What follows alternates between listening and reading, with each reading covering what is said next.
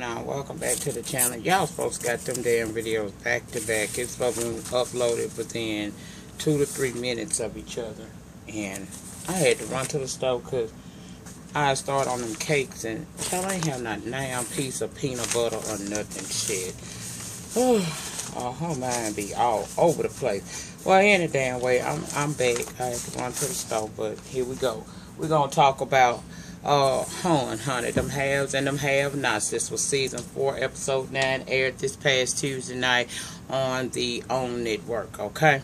And we're gonna start back off with Mitch standing at that car. He telling Candace, you know, he did in fact, him and his family set war up, and they planted drugs and all that shit on him, and that, you know, it's gonna be a minute. So he telling her, baby girl, you safe. We learned in this episode during this scene that once upon a time, long ago, War and Candace actually did date each other. But I guess she ain't meet his family because she don't know that they're rich. I think she think they more like on the neighborhood, street corner drug dealing type of family. But in actuality, I think this dude is a part of the Malone family. And if you don't know who the Malone family is, I urge you to go back to season 1 of the Haves and Have-Nots. You should be able to find it on Xfinity Demand. So that's what I'm thinking it is. But she telling him, you know, war reach goes beyond him being locked up. Just because he locked up don't mean that he can't put no, you know, in my life to cause me problems and discomfort. Okay. He told her, now you really done put me in a situation where I'm going to have to watch my damn back. Erica sitting over there in the driver's seat getting it all in. Erica, bitch, I'm watching you, and I ain't never trust you, and I really don't trust you now with that coon eye you got, okay? Anyway, child, Oscar pulls up, and I'm confused because I'm thinking, how did they trace his car to that headquarters if he in a different car? But he must have had left, because the car that he got in when he took old white, you know, I told you the white girl that looked like she on her last hurrah, the whole home, that was the car that was parked outside there. So I get it, okay? So he get there and he go inside. Now let's go over to the jail, because David go to see Jim, and he get there and he's smiling and shit, and Jim like, you know, what the hell is you smiling for? He say Wyatt is okay. He said Wyatt alive. He explains that the ME wasn't immediately called out to the hotel where they found him, and that the officers who did originally respond made a mistake. They didn't make sure that he was dead, when in fact he really wasn't dead. He was just unconscious. Jim say, well, how long was he unconscious? He say he was unconscious of a little bit over 30 hours. And Jim say, I'm suing the pants off their ass. And I said, as you should. Hell, they down now. They giving too much, Mother on Tyler, all of y'all. We just had to funeralize Poe David Nelson over there on the Greenleaf. We sitting here thinking we gonna have to funeralize Wyatt too, cause y'all had him hung on the side of that bed forever. So I had began to think, well, okay, shit, they leaving him laying here. You know, is that an indication that possibly this man is an expired on a bitch? You know, we done called old Willie Watkins and Phaedra down there and told them to expect 2, and we can only give them 1 child. Please stop that and make this stuff more believable, okay? You got Catherine and gave Oscar-worthy dramatic performance, thinking her child dead. You know, she done fell down them damn steps, and as a big girl, I know that ain't easy. So, child, y'all done really did too much in this thing. And so, Jim, I ain't usually with you, but I'm with you today. Sue their ass, okay? Now, Hannah doing her job sitting, as Mouser has instructed her. She's standing up in there, watching over Wyatt, because Catherine too scared to actually come and see about her own egg, and I don't understand that, because I don't care what condition my egg in, if something befalls them, I'm going to get to them by any means necessary. See, I put myself out there for the eggs, and I have, and gladly, and y'all know about it now. So anyhow, Hannah say, she get that phone call from Catherine. Okay. She telling him he alright, you know, he better than what he was, and they talking about reducing his meds. Now when she said that, I was like, Tyler, come here, baby. Come here, my fellow New Orleanians, and let me holler at you. Are you kidding me? This boy laid up here like he sleeping, taking a damn nap. Now, I know they say he breathing on his own. But where is the post-oxy thing that they put on your fingers? Where is that? Where is the heart monitor? Where is a IV? Where is a feeding tube? Because even if he breathing on his own, wouldn't y'all need to know if he happens to cold and stuff start failing? How would y'all know? If all you got is the little white lady that came in with the old-fashioned blood pressure pump. You know, the one with the stethoscope, the little cuff and the pump onto it, where they go, yeah, but where's all? If that's all you giving, then really? Now, I'm here for Tyler, and I ain't gave up. I still got faith. I'm holding on to God's unchanging hand that he going to make this part a little bit more believable to me at some point. But let's just be real. Stop giving me all of this here, because I ain't asked you for this. Now, Catherine done asked Hannah to put the phone up to wide ear, and of course she does. And we hear her telling him, I'm not mad, son. I just want you to come back home. I want you to get well and come back home to me. And she begging, okay? Hannah get back on that phone with Catherine, and Catherine is telling her, girl, you a special kind of breed. You know what I'm saying? You a special kind of person. She said, Hannah, I ain't never met nobody like you in my life. She said, what I want you to do is, tomorrow I want you to come through here. Now, Hannah about to miss her blessing yet again. Talking about she had planned to take a day of rest. Girl, this woman is telling you to come by here after telling you are an extraordinary type of chick. You best to get on over there and get your cho-cho, because that sound like you going to be putting a wheel. That sound like you might even get a trust fund out this thing for Quincy Jr. education. Girl, you might get a house or something, because Lord knows y'all ain't going to have one in a minute. But, child, okay. She tell her, all right, Miss Cry, I'm going to come on through there, okay? They hang up. Hannah go to leave and run out there in that hallway, run right into Jeffrey. He immediately begins to apologize about her seeing him stab his mama. Hannah he was explaining to Hannah like she was Big Mama. Y'all know back in Big Mama days when there ain't no Big Mamas no more. I think I'm the last of the breed. But back in the day, it used to be them Big Mamas, and you ain't play with Big Mama. You apologize from 8 to 80, blind, cripple, crazy if you get out of line in front of Big Mama, and that's what he was doing. She ain't handling him bad. She told him, Jeffrey, you need to get some help so that you can control that anger that's inside of you. He went to telling her, you know, he's supposed to be trying to do that, but he will seek help. And she said, do you pray? He said, no, my family never went to church. Oh, child. That's taboo down here in the South. Now, many don't stay, but everybody that went to the house of the Lord and gave some worship at sometime. So that let you know what's up with him and his mama and dad and them. Hannah felt some kind of way for Jeffrey. She gave him her phone number and said, if you ever find yourself needing to talk to somebody, call me. I'll pray with you, okay? Jeffrey took the number, but he asked Hannah, he said, now, Miss Hannah, you do know that I'm gay. She said, yes, and she said you being gay has nothing to do with God's love for you or how he will answer your prayers, honey. Who am I to judge you for living in your truth, okay? She told him basically, honey, we all fall short of the glory of God every single day, and trust and believe. What you put out is definitely what you get back. You know, we all fall down. Get the fuck up. Ain't no sense in laying there. I wish the hell I ever do. Hannah say, Jeffrey, don't matter how much hellcat your mama is, that's still your mama. And be careful, because she's somewhere in this hospital. Now, let's finish Hannah on out, because she ain't give us a whole lot. We see her going down this hallway, getting ready to leave the hospital, and she spots Quincy Jr. with these other kids and a nurse. Now, soon as he see her, he running up to her, talking about where you been. Hey, Grandma, I told him to call you. I'm ready to go. He just happy as hell to see Hannah, and she happy to see him as well.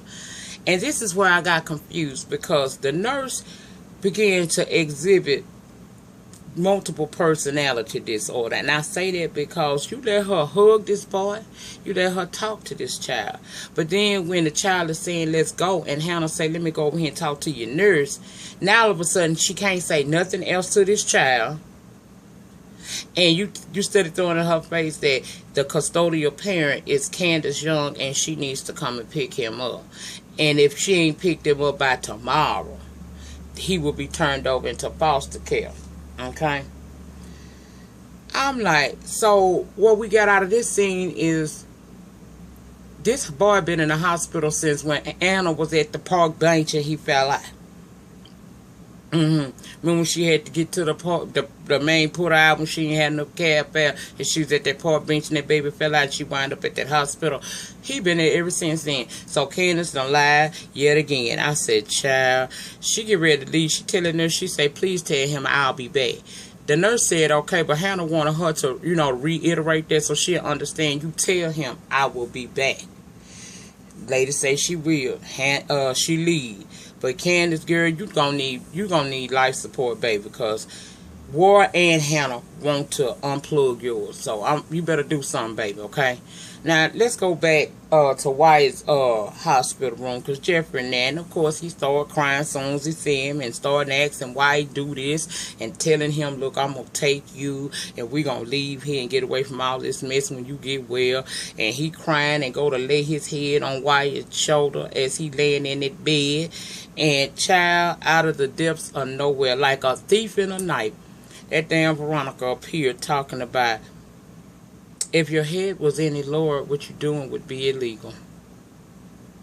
Of course, Jeffrey startled. He jumps up. He gets to apologizing. She talking about, you stabbed me. He said, I know. I apologize for all of that. I wasn't in a good headspace then. She said, but you stabbed me, your mama. He said, yeah, and I'm sorry, okay?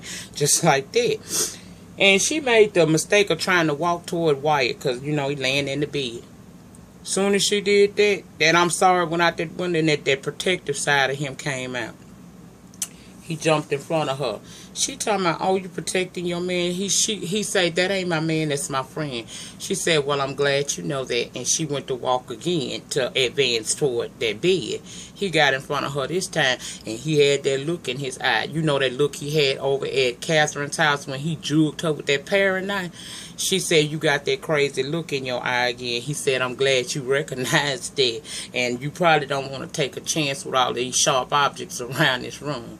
So she backed the hell on out. But then she started threatening him. She talking about, excuse me, I've just had a time lately.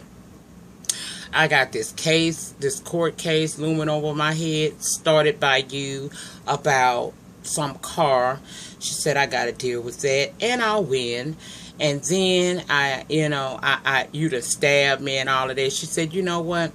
I'm going to rest today, but tomorrow night be at my house for your engagement party. She said, oh, and if you don't come, I'm going to send the police to Candace's house to go searching. Because he was dead set on not going. She left him with this here. She said, I swear to you on my father's grave and all my stillborn children, the next time you raise your hand to me, the next visit you going to get is going to be 10 times worse than Quincy. Now, Jeffrey young and he's slow. I would have told her, do you remember what I did to Quincy? So do you want to really go there? But, of course, he ain't going to say that. She hit him with that and walked up out of there. Because, child, you might want to leave this boy alone. He got a proclivity for the motherfucking utensils, namely the knife family. And if you keep messing with him, the next time he might not puncture your implant, but puncture your aorta. You might want to stop. But she left. Now let's go down to the FEMA jail, as my friends over at Random TV Reviews call it. And Warren Jim is having this argument. They going back and forth, and then somebody delivers some bologna sandwiches, and War wants Jim's. Jim give it to him, and War say thank you. He said, oh, somebody raised you with some sense. He said, yeah, my grandmama did. Child, we learned in this scene, in that little episode, that little scene of the episode there, that War grandmama was a drug dealer. One morning, she was walking him to school, but she had her stash in his backpack. The po-po got behind them, and she didn't have time to remove the stash, so she put him and the backpack in the dumpster and told him don't move until she come and get him. Well, some 8 hours later, the city workers arrived to dump that particular dumpster, and they almost killed him had he not yelled out. So, child, I'm like, what kind of... I couldn't imagine. I said, Lord, no wonder he half crazy. Child, they done throw the baby in the trash and everything else. Jim went to talk about him and War need to stick together. They in there together, they need to stick together. War say, you been locked up before? Jim said, yeah, in the basement. War was listening to that conversation like he ain't know this story. And then finally, Jim say to him, I told you I was a federal judge and you get locked up for this. War said, yeah, she did play a sport. She got you to do all that work, Jim said, and extorted $7.4 million from me. And when he said that, War went into a tizzy. I'm a killer. She done lied. Oh, he was going crazy, child. He was about to lose his mind. Jim let him got all of that out of him and asked him, are you finished or are you done? He said, how much did you think she got? He said $400,000. Jim started laughing at him and told him, you stupid as hell. You truly stupid. War said, the brother told me it was $4 million. And I believed him. So I got $2 million off her ass. Jim said, oh, so you the reason why she needed that loan? He said, yeah. How you know about that? He said, me and my wife sit on the board of directors for the bank she went to. She went to my personal banker, but I thought she would have caught hold to the fact of that we were involved with this bank, but she never did. War said, she had a lot more else on her mind. When you feel like you about to die, you just ain't thinking with your full faculties. You just trying to get through, okay? Well, he said in 15 days she gonna lose both houses and the tow yard if she can't pay the loan back. She signed the loan contract. He asked War where that $2 million at. He said they took it when she framed me and got me locked up in here. Jim said, oh yeah? He said, well look here, we might can work together. War said, I got insurance on you. You talking about working with me because if you to make sure you don't cross me. Jim said, what kind of insurance you got on me? He said, well, them pictures of you bondaged and all of that stuff. I got copies of that as well. He told War, he said, I tell you what. He said, if you get the tapes and them pictures from me, and you get me both your copy and the original, I'll make sure when I get out, you get out. War said, how can you make sure that you gonna get out? He said, I'm a federal judge and God we trust, child. War said, if you can make that happen, we can do business and shake on it. War said, if you throw me to the wolves, though, it won't be good for you. Jim looked at him and said, and if you throw me to the wolves, I promise I'll come back leading the pack. I said, Lord, Candace, you still need life support because now you got Jim, War, and Hannah. What is she going to do, honey? I don't know. Now, David decides he going to go on back to the campaign headquarters and meet up with Oscar. Oscar was asking David, you want me to go and turn that boy phones back on over at that tow yard? He said, no, because I'm pretty ready to head over there now. He been threatening my son. Oscar asking him, you want me to go with you, David? David said, no, but do you have a clean gun, meaning one with no serial numbers on it and nobody's attached? He did, in fact, have one. He gave it to him, but again, he asked, you sure you don't want me to go with you? David said, no. He said, sometimes when you go to talk to these people, you got to talk to them in their own language.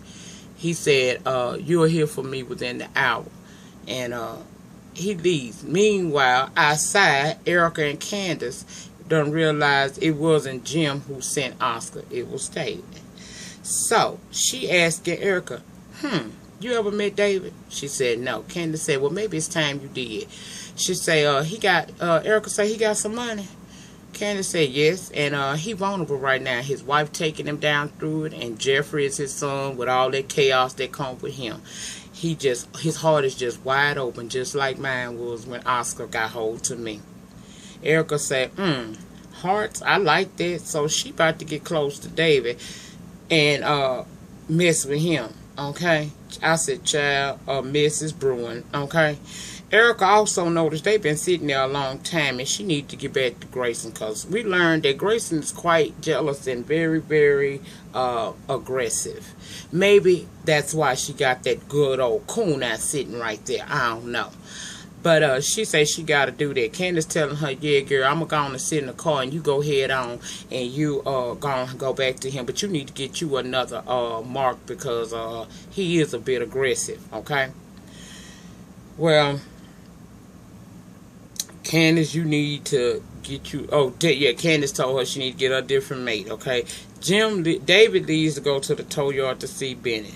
Soon as David pull up at that tow yard, he jump out that car. He gets to telling him, you need to stop threatening my son. Benny said, I'm not messing with your son nor your wife. He said that you that insecure about her. David said, no, I'm not in. He said, man, you can have her. Leave my son alone.